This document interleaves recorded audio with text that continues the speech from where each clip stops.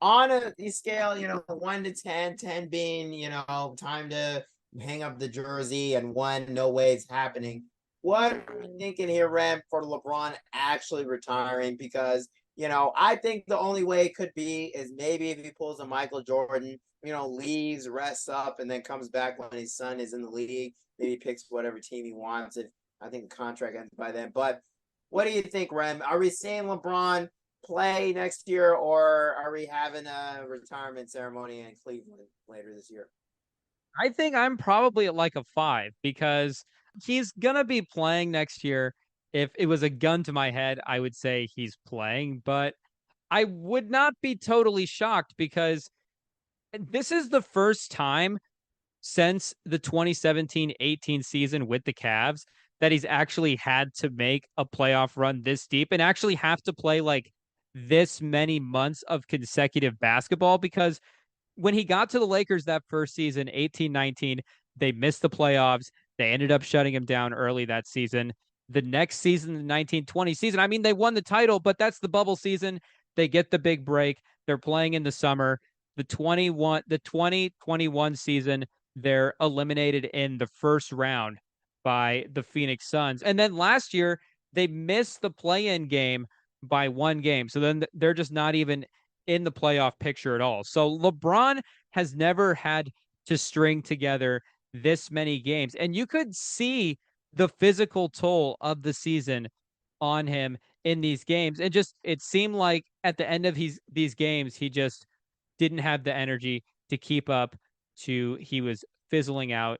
The shooting numbers for him in the fourth quarter were probably his worst shooting numbers. In game one, he was 1 for 4, 3 for 7, 2 for 6, and then 1 for 6 in game four. So 30% from the field total in the fourth quarter from the series. So I think having to experience this grind for LeBron the first time and the fact that it actually showed itself the way it did, he's going to have some things to consider here where if he's going to go forward and try to win the title, what are his regular seasons and his playoffs going to look like? And what does he want the end of his career and like the last, like, how does he want to manage like the statistical balance and the legacy of these last couple of years that he's in the league? If he's going to have to make a deep playoff run, he might have to sacrifice some stuff in the regular season. And if he doesn't sacrifice that stuff in the regular season, are we going to get the stuff that we saw again in this playoff run where at the end of these games, it seems like the energy levels are low, the shooting is down, seems like maybe the toll of the season is taking an effect on him. So I think he's going to have to weigh how does he want to manage the legacy of his these last 2 years. And I don't know if it's going to lead him to retirement this off season, but he did mention the quote with playing with his son. And that's always been a big goal of his. And the fact that he floated out there as not a possibility means that maybe that second season, maybe that's in the balance for LeBron at this point. Maybe not retiring this offseason, but could next season be the last season for LeBron? And Bronny's going to play the season at USC, and if he's good enough to go in the draft one year, that's still again 2 seasons away. So I think LeBron is thinking big picture. How do I want to manage the end of this career? How do I sort of want to round out the end of my legacy? Because even this year, like his numbers were fantastic. He was almost 29 points a game. The shooting, the field goal percentage was up. I mean, the 3-point percentage was down, but across the board, the numbers were great. They made a run to the Western Conference Finals. They were, on the door of getting back in it, LeBron having another shot at a championship. So I don't know if LeBron is going to walk away, but I do think he is seriously considering how does he want to manage these last couple of years? How does he want to shape out the end of his legacy? Yeah, and I think we have seen his position on playing with his son kind of back a little. He mentioned he wants to be on the same team, and then he mentioned he wants to be on the same court, and then now with this, and like you mentioned, the past 2 years have been pretty, not the greatest for his legacy. He's had a film crew follow him the whole time, is what reporters are saying. And when you look at this specific game, this specific series, this last game, he played every whole time except for 4 seconds. And him at this age, putting that many miles on himself, barely having 31 at the half, he's 38 years old. And the way this game came down to the last wire, last minute, last shot, and just the way he didn't even get a shot up. And it was just, it just seemed that, it's probably really emotionally deflating. And, a big good point brought up by, some people watching this game is this is probably the first time in a while, long time, that LeBron was outclassed significantly more. I mean, Jokic was clearly the better player. And when you look at past series, even when you look at those Warriors series, he's still, right up there with KD, right up there, better than Curry. This is the, first time in a long time that LeBron has even been swept. When you look at the only other times he's been swept at the playoffs, there was one time, the first finals he ever went to against San Antonio Spurs. Yep. Of course, they gave young LeBron the business. And the only other time is that 2018 finals against that ridiculous Warriors team.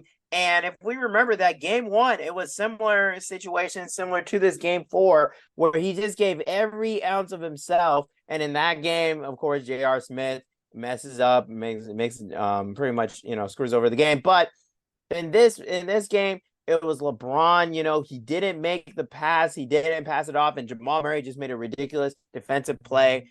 And, it was just a really, I think, emotionally deflating moment for him, on top of physically deflating. And just to be swept and beaten at home in your place, you couldn't even get one in, like you mentioned, his first real playoff run in 5 years. I mean, that's got to all account for something. So it's going to be interesting to see his decision this upcoming offseason, because I mean, there's a lot to factor, especially with his son, who there's a very high likelihood he might have to stay in college for more than 1 year. I mean, he's talented, but not necessarily. We don't know if he's that talented. The Lakers did get swept.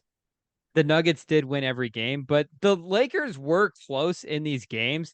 The games were down to the wire in the fourth quarter. And, you made this point going into the playoffs, but this entire team is it's built around the star power of Anthony Davis and LeBron James. And the thing that the Westbrook trade did was finally give this team enough guys, and Austin Reeves emerging as well, best case scenario, third best player for this team. But they were able to get enough guys to where they was okay.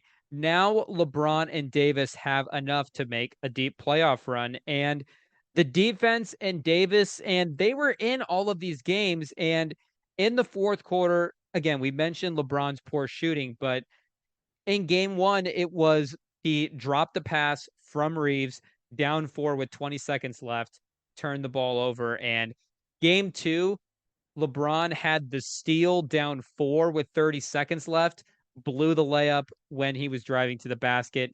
Game 4, like you said, was stripped on the last shot by Murray, but had the shot before that, Gordon contesting, falling away baseline, and just hits the side of the backboard. So, they were in these games at the end, and LeBron just kind of didn't make the plays. Jokic on the other side is just at the peak of his powers, doing everything, carrying this team, willing this team back into the game. And LeBron is like, this team was built around me. And like you said, for the first time, LeBron kind of didn't make the plays at the end. He came up short.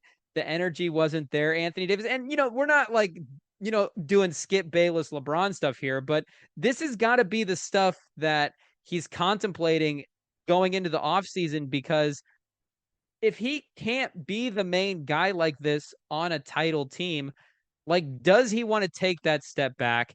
Does he want to take a reduced role? Or is he just, going to secretly accept the fact that I may not have the energy levels or the ability to sustain for an entire postseason run? Or does he have to sacrifice all NBAs down the line?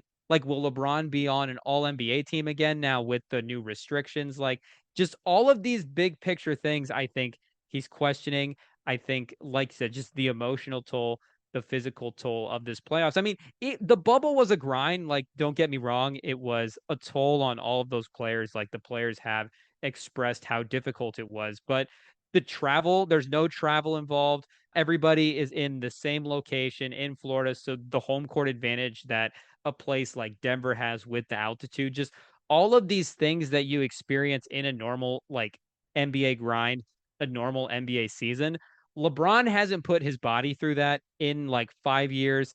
This was the first time he's done it, and he's approaching an age now. He's going to be 39 next year, and there's only been 5 guys in the history of the league to play 30 plus minutes a game at 39 years old. And it's not like these guys were major star like guys producing on a team. I mean, MJ did it.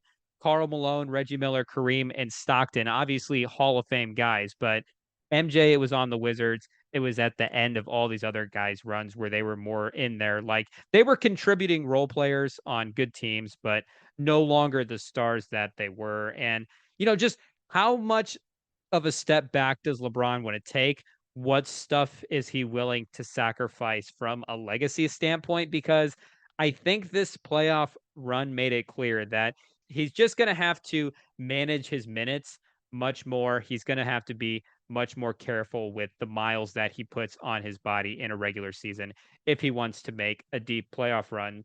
What is he willing to sacrifice? Because if he walks out now, he walks out on top. He walks out, having one of, if not the greatest basketball career, start to finish, that anybody has ever put together. Does he want to like put those Brady years in our mind where now we have this last year of Brady where it wasn't peak Brady? It obviously doesn't sour the rest of Brady's career, but we just saw a different side of Brady. Does LeBron, who is so calculated, so managed, want us to see that side of him as a basketball player? I think these are all questions that were exposed to him during this playoff run.